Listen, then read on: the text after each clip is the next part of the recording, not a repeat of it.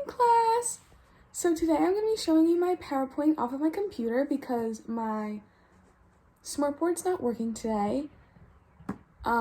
Yeah, unfortunate, but we're going to make the day work. So, so let's get into it.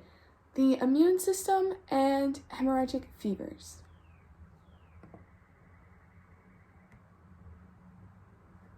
So some learning objectives for this lesson today. We will learn what the immune system is. We will learn the roles of the adaptive and innate immune system. We will learn what cells are part of the immune system and their functions. We will be able to define what a cytokine storm is. We will learn the different viruses that can cause hemorrhagic fevers. Also, that hemorrhagic fevers can affect everyone differently. We will learn about the Ebola hemorrhagic fever. We will learn about the first outbreaks. We will learn about the symptoms, etiology, pathogenesis, treatment, and recovery of the Ebola virus. We will be able to answer the question, is Ebola still an issue today in 2022? And we will learn how these fevers affect the immune system. We will learn the damages that can be left behind in the body and survival. We will learn of possible treatments for hemorrhagic fevers. So, what is the immune system? The immune system is an intricate network of cells that work together in order to prevent pathogens from entering the body. If pathogens do manage to enter the body, the immune system also fights those infections.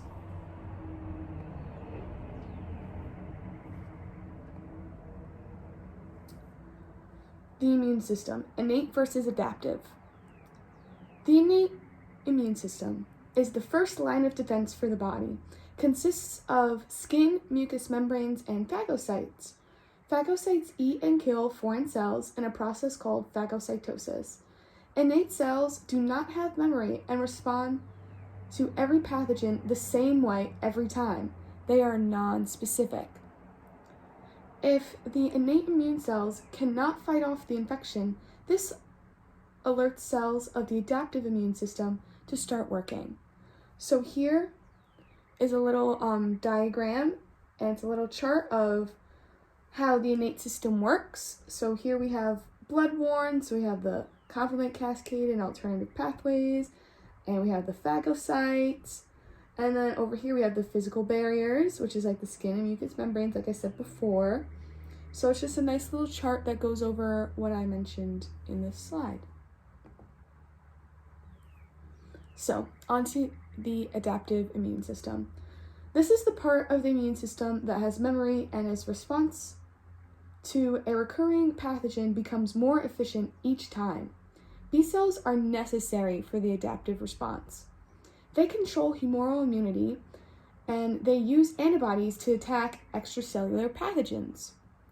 Antibodies are used for neutralization, agglutination, opsonization, complement activation, antibody-dependent cell-mediated cytotoxicity, and degranulation. When B cells become activated, they can become plasma cells, which makes antibodies or memory cells. So the adaptive immune system continued. T cells are one of the most important cells of the immune system. They control the cell-mediated immunity, attack intracellular pathogens like viruses and cancer. T helper cells are in charge of activating the adaptive immune system. The antigen must be presented on an APC with an MHC class II protein. T cytotoxic cells target and destroy foreign and infected cells.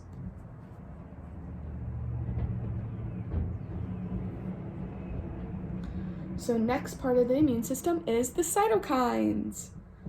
Definition: proteins that connect the innate and adaptive immune system and are the communication between immune cells.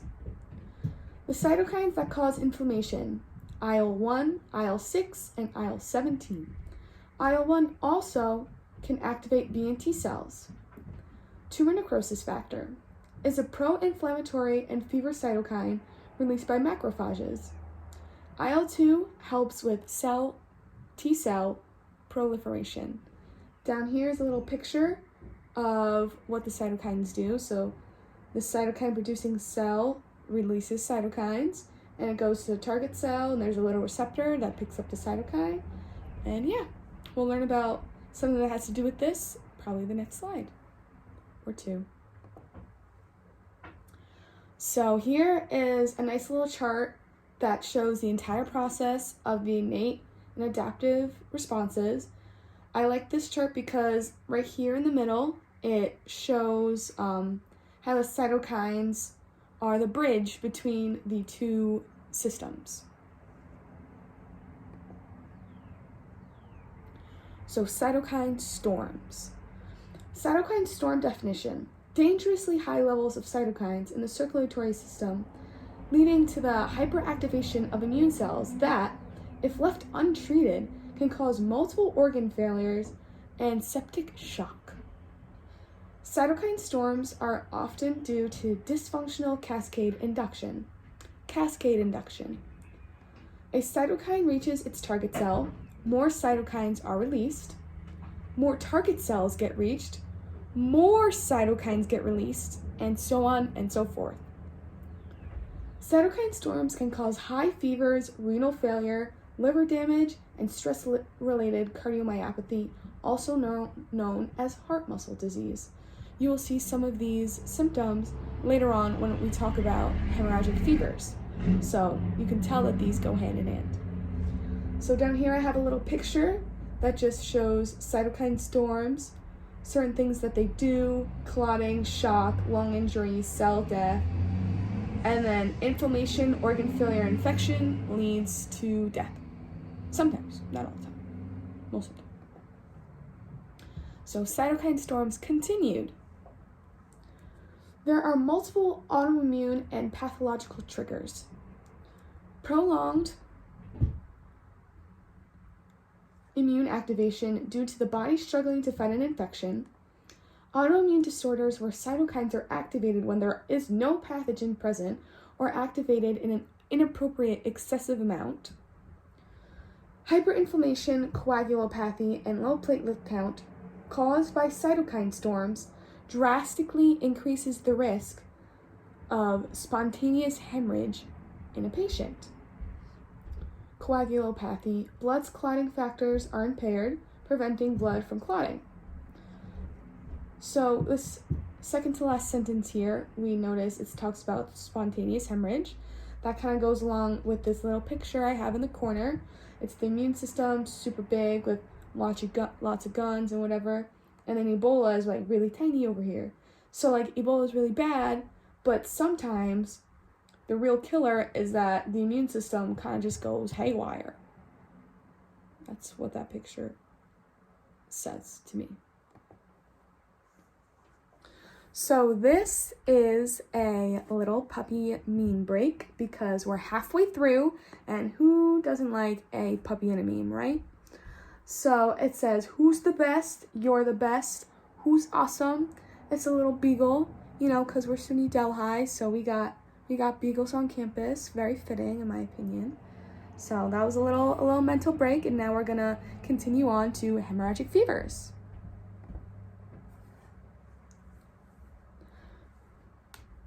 Hemorrhagic fevers introduction.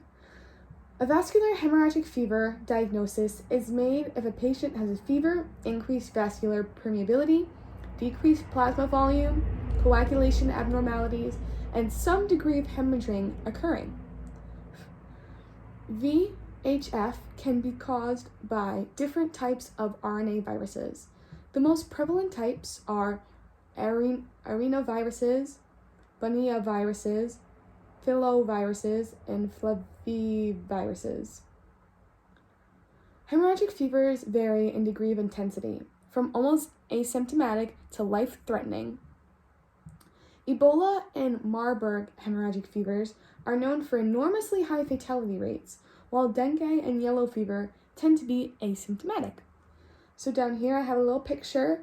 It shows the different families of viruses, their vectors, which I think is very interesting, nice information, and then the common name of that virus. So if you look down here, filoviridae, you can see the name is Ebola, hemorrhagic fever, and that's what we'll be learning about next. So I think it's pretty nifty. So, Ebola hemorrhagic fevers. Background. The first recorded outbreak happened between June and November in 1976 and was due to Ebola, Sudan. The location was in Sudan, around the towns Nazara, and Maridi. As you can see, the name Ebola Sudan is due to the fact that it was found in Sudan. The fatality rate was 53%, 284 people were infected, and 151 people died. The second outbreak was due to Ebola Zaire in 1995. The location was northern Zaire, which is now known as the Democratic Republic of Congo. The fatality rate was 88%. 318 people were infected and 280 people died. This is the outbreak that gained the public's and scientists' attention. Fun fact, Ebola got its name from a small river in the northwestern Zaire. So this is a map of the Ebola outbreaks.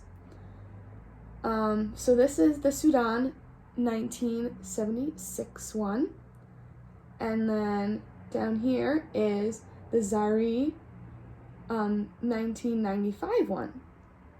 So it's a nice, and it shows some other Ebola virus outbreaks as well. So I think it's a nice little picture.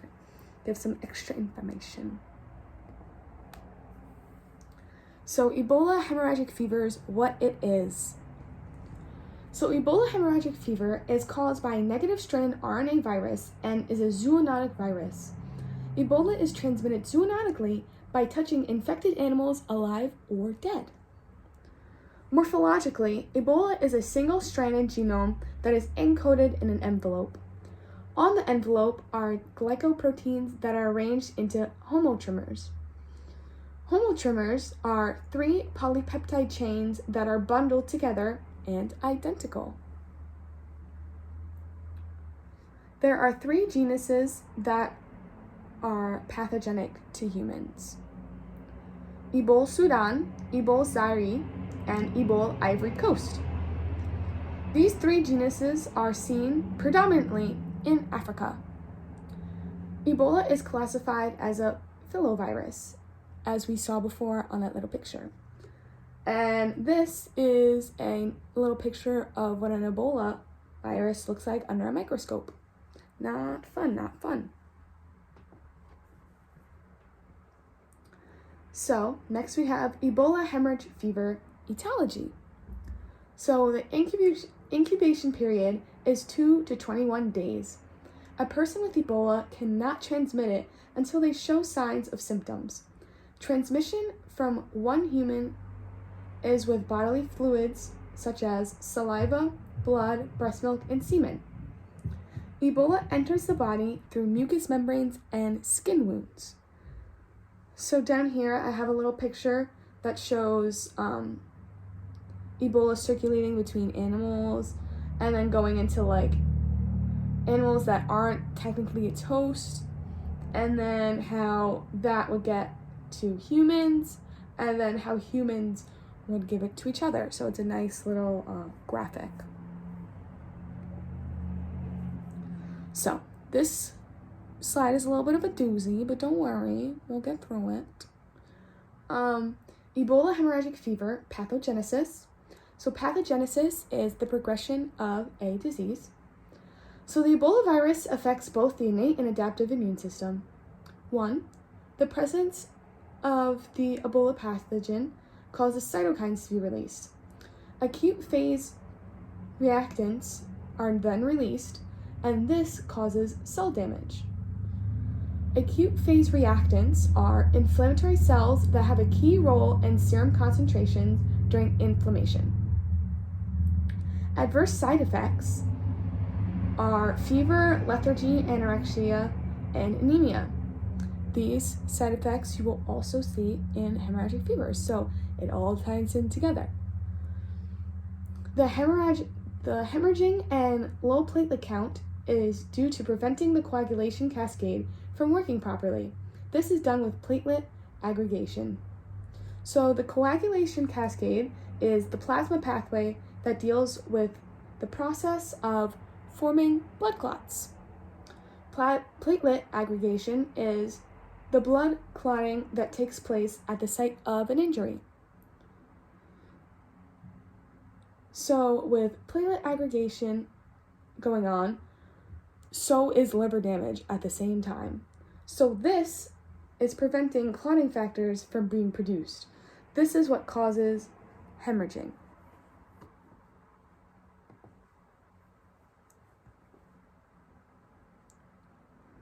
So, pathogenesis. After Ebola passes through the host cell membrane, first it duplicates itself and adds the host glycoproteins onto its outer membrane.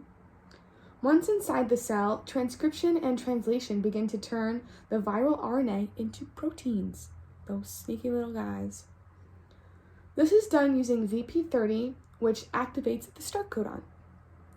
Once completed, the virus buds off of the host cell's membrane, which causes cell damage. This cell damage puts a target on the cell for apoptosis, which we all know is programmed cell death. So, Ebola hemorrhagic fever symptoms. The first set or mild symptoms of Ebola: fatigue, muscle pain, sore throat, fever, and headache. The second set or severe symptoms are vomiting, rash, diarrhea, the beginning of kidney and liver failure, and internal and or external bleeding. So some laboratory findings would be patients have low white blood cells and platelet counts and high liver enzyme percentages. So here is another little nifty picture.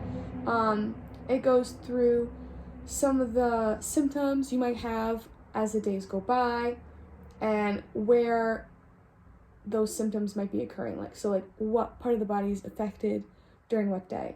This is all very average because each virus, affects the body differently. So this can depend. So, Ebola hemorrhagic fevers, treatments, and recovery. So treatment, supportive care, and IV fluids. There is no proven treatment yet, unfortunately. Managing symptoms until the body can return to homeostasis is a great way to help someone recover from Ebola, because it's basically just overwhelming the immune system. So if you can help the immune system in one aspect, then they can focus on more of the other aspects, which might in turn help the patient recover. So recovery. Yay! You have Ebola antibodies now! Woo! That's not something everyone can say. So that is pretty cool. But the possible long-term side effects are hepatitis, psychosis, uveitis, and spinal cord injury. So not the best. So, Ebola hemorrhagic fever's current research. So during the 2018-2019 Democratic Republic of Congo outbreak, this was the first time multi-drug therapies were used. An ongoing investigation is working to determine if these therapies are safe and effective. So there's no concrete evidence yet, but it is looking hopeful, which is great, because we have seen these multi-drug therapies work before on other RNA viruses. During a 2015 outbreak in Guinea, the Ebola vaccine RVSV-ZEBOV was tested for the first time. In a trial of 11,841 people, the 5,837 vaccinated people had no recorded cases in 10 days. Among the 6,004 unvaccinated people, 23 cases were reported in 10 days, to show some contrast. So the vaccine seems pretty promising. So that's great, because it would be lovely to have a vaccine to one of the deadliest pathogens out there. In the current West African outbreak, they are trying to use monoclonal antibodies, which we see being used today for the treatment of COVID-19. So there's not enough evidence to say if it'll actually work or not, but it does, scientists are hopeful. For something that's so deadly, you would think that there would be more possible treatments or preventative methods, but unfortunately there are not. So scientists are still working hard.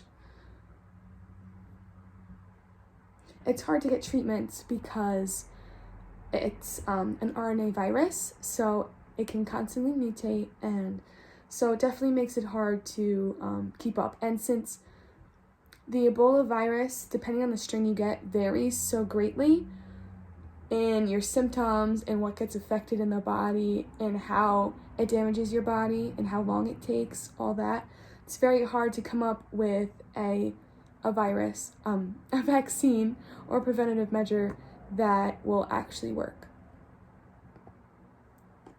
So, my conclusion for the class today.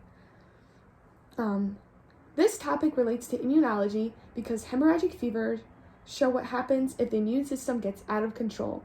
Cytokines are very important parts of the immune system, but if left unchecked, or if they become autoimmune, cytokine storms can happen, which can be deadly, which we learned about and we saw. This was one of the research topics because hemorrhagic fevers, such as Ebola, are important to know about because of how deadly they are. Also, it is a true immune disease. The multi-organ failure and eventual shock are all due to the immune system not being able to work properly. Isn't that crazy? Learning about Ebola is important because it is a zoonotic disease. Since I am a veterinary technician, that is something I will have to be careful of in my profession.